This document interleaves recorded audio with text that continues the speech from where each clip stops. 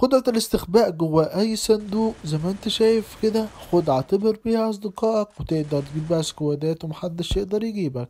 وتاني خدعة معانا بقدران اللانش باد، تقدر تخترق جدران تحت اللانش باد. الخدعة التالتة الطيران في الهواء باستخدام البوابة. يلا بينا يا جدعان نخش في أول جليتش من خدعة معانا.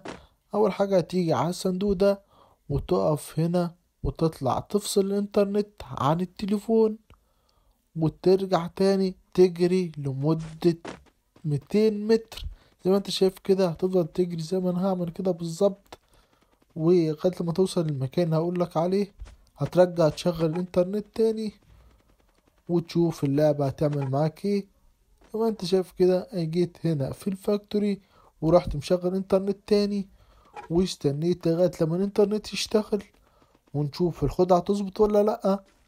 زي ما انت شايف كده الخدعة ظبطت ودخلت جوه الصندوق بأسهل طريقة، ومحدش هيتوقع ان انت موجود هنا ابدا ابدا. يعني تقدر تاخد الجيم وانت مستخبي جوه اي صندوق. يعني الخدعة دي بتنفع على اي صندوق موجود في اللعبة، وتقدر برضو تطلع منها وتضرب السكوادات الموجودة قدامك.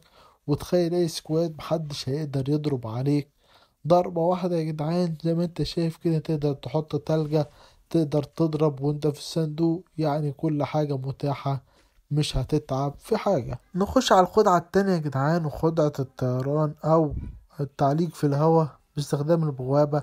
هتيجي في المتاهة اللي في البيك وتيجي في المكان ده بالظبط وتحط البوابة زي ما انت شايف كده، وهتطلع تقف في السما يا جدعان، ومحدش هيتوقع ان انت موجود هنا، وتقدر تضرب على اي حد تشوفه ومحدش هياخد باله ان انت متعلق في السما فوق. تقدر تعمل كل حاجة وانت موجود اكنك على الارض يا جدعان، بخدعة اسطورية وجليتش اسطوري في لعبة فري فاير. ويلا بينا نشوف الخدعة التالتة، بس ما تنسوش اللايك والاشتراك. ويلا بينا يا جدعان. الخدعة التالتة يا جدعان باستخدام اللانش باد ده يا جدعان، تقدر تخترق وتنزل تحته. هتيجي في المكان ده بين الشجرتين وتنزل منه، هتلاقي نفسك نزلت تحت اللانش باد واستخبيت، ومحدش هيقدر يشوفك او محدش هيتوقع ان انت موجود هنا. تقدر تنط عادي وتطلع، مفيش اي مشكلة. زي ما قلت لك هتيجي بين الشجرتين ده وتنزل منها، هتلاقي اخترقت تحت اللانش باد واستخبيت في مكان محدش يتوقعه. يا ريت يا جدعان لو استفدتوا من الجليتشات دي ما تنسوش اللايك والاشتراك وتفعيل زر الجرس، واكتبوا لنا تعليق لو اول مرة تشوف الجليتشات دي او تشوف الشرح بتاعها. كده وصلنا لنهاية الفيديو، احبكم، سلام.